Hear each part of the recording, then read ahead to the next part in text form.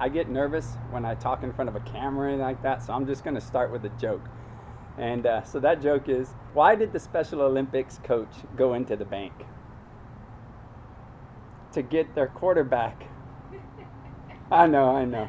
I try. That just allows me to feel comfortable. Hey, listen, I wanted to be able to start with a joke, but I'm going to talk about something that's very serious. Now, I want you to think about what your child was doing when they were 6 years old. I know a child that was 6 years old that was found living in a chicken coop, while that child's siblings, 5 other siblings, lived in the house. This child was suffering from malnutrition and ultimately found to have suffered a traumatic brain injury. This child was not able to speak or understand any form of language. I know a child who was born with physical differences, and at 6 months old, this child had to have his scalp and skull removed in order to create the proper room for the brain to grow, or this child would die. Then at 8 years old, this child had to have the skin on the face pulled down to the lower jaw and to have the bones on the face cut and brought out in order for the rest of the face to grow into the newly aligned facial bones. Throughout elementary, middle school, and high school, this child experienced being stared at and having fingers pointed at the child wherever that child went. Amongst other names, this child was called an alien, a Goonies monster, an E.T., not only by fellow students, but by complete strangers, even while on vacation with their family.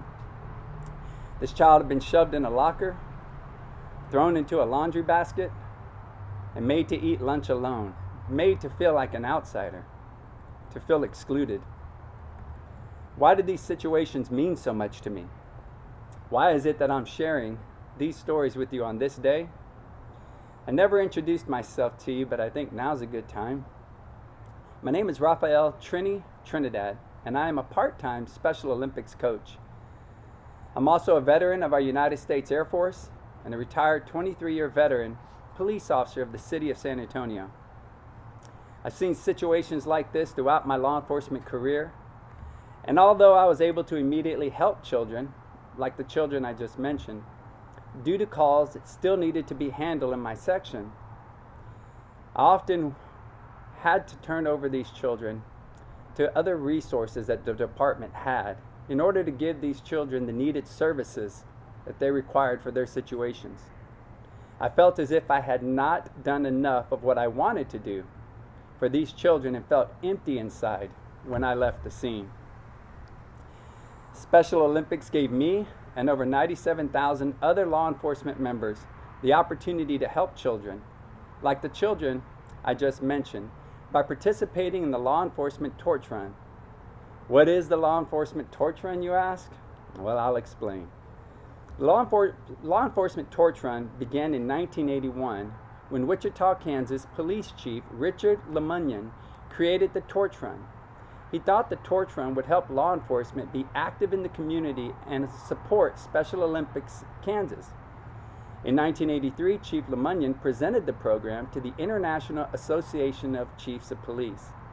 They decided to endorse the Torch Run and became the founding law enforcement organization.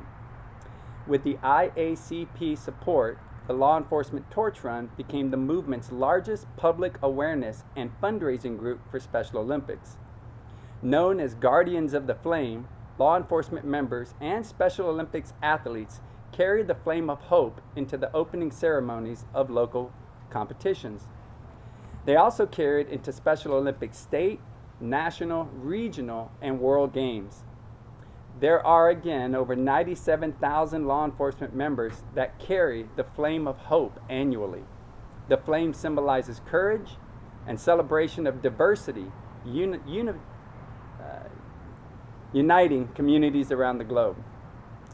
The Torch Run has grown over the years and now includes many fundraising platforms. These platforms include plane pools, polar plunges, tip-a-cops, and more. Since the beginning, the Law Enforcement Torch Run has raised over $600 million for Special Olympics programs. As retired Chief Richard Lemunion once said, when started in 1981, as a flicker of hope for Special Olympics has now become a roaring flame of stability for Special Olympics athletes worldwide. The law enforcement torch run is changing the future for people with intellectual disabilities. Through the law enforcement torch run and Special Olympics partnership, we are lighting the way for acceptance and inclusion. Acceptance and inclusion. Now remember that young child that was found in a chicken coop? 6 months later, he was placed in a classroom where a teacher took a special liking to him. Because of the young boy's unconditional love he gave so passionately, and in return, only wanted to be loved back. So much so that if that teacher was having a meeting in a different room, this child would sneak into the room and jump into her lap. A year later, that teacher adopted that young child, and that young child lives with that special teacher to this day.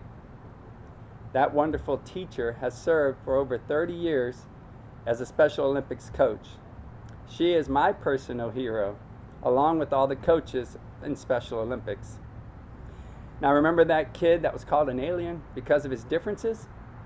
That young man is a member of one of these Special Olympic teams that makes him feel included and special.